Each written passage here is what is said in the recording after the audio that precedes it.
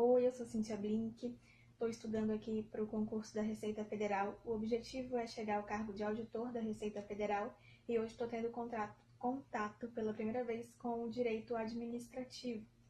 E nesse primeiro momento a gente vai ter acesso aqui ao conceito de Estado, como ele é dividido, até chegar em como ele é dividido em 3 poderes e falando de um pouquinho de cada um do que esses 3 poderes fazem. Começando sobre o conceito de Estado, a primeira coisa que meu material destacou aqui foi que juntou gente, vai ter uma divisão administrativa, ou seja, vai ter quem manda, vai ter quem obedece, vai ter quem é responsável por uma atividade X, outro vai ser responsável por uma outra atividade, isso vai ser dividido ali naturalmente. Existem doutrinas que entendem que isso já é Estado, existem doutrinas que precisam de exigem ali mais requisitos para que o seja considerado Estado ou não. E aí a gente entra em Estado moderno, que é fruto da Revolução Francesa, junto ali com outro movimento muito próximo da Revolução Francesa, que é a independência dos Estados Unidos, das 13 colônias. Por que esses movimentos foram importantes para a gente ter o Estado moderno como nós conhecemos hoje? Muito simples, porque foi a partir daí que o poder deixou de ser centralizado em uma pessoa, em um rei, seja lá o que for, e passou a ser do cidadão. Continuando tentando ali conceituar Estado, a gente tem o Eli Lopes Meireles, que ele fala de 3 pontos de vista sobre o conceito de Estado, que é o sociológico, o político e o constitucional. No sociológico, ele destaca que o Estado é uma corporação territorial dotada de um poder de mando. Já do aspecto político, é a comunidade de homens fixada em um território ali, né, ideia de posse, com poder superior de ação, mando e coesão. Já constitucionalmente, é uma pessoa jurídica, territorial, soberana. Não tem muito o que explicar, né? É o que o Eli Lopes disse, não tem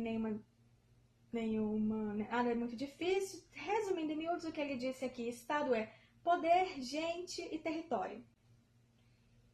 Já no Código Civil, a gente tem ali um destaque de que o Estado ele é capaz de adquirir direitos e de ter obrigações.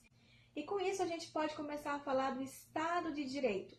O Estado de Direito ele se contrapõe ali ao Estado absolutista. Como assim? Acontece que no Estado absolutista você tem aí uma pessoa, um centro de poder, que é o rei, o príncipe, seja lá o que for, e essa pessoa que define o que é a lei. Essa pessoa é a lei praticamente, né? Meu Estado, minhas regras.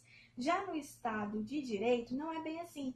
O Estado faz as regras, faz as leis, mas ao mesmo tempo ele se submete às leis.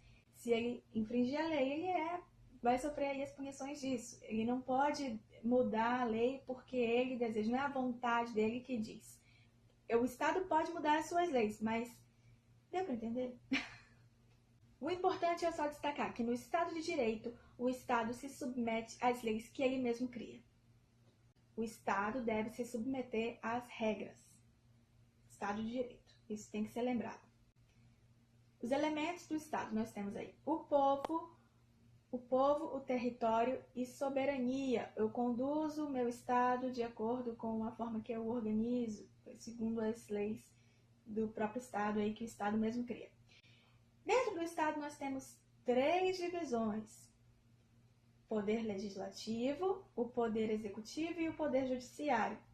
Aí o material destaca só que são poderes independentes e harmônicos entre si e que tem origem ali no Montesquieu, né? Essa divisão.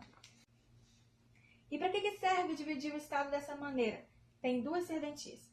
Primeiro, evitar que a gente tenha o poder centralizador, a gente volte a ter um poder central em uma só pessoa, ou só um órgão, enfim.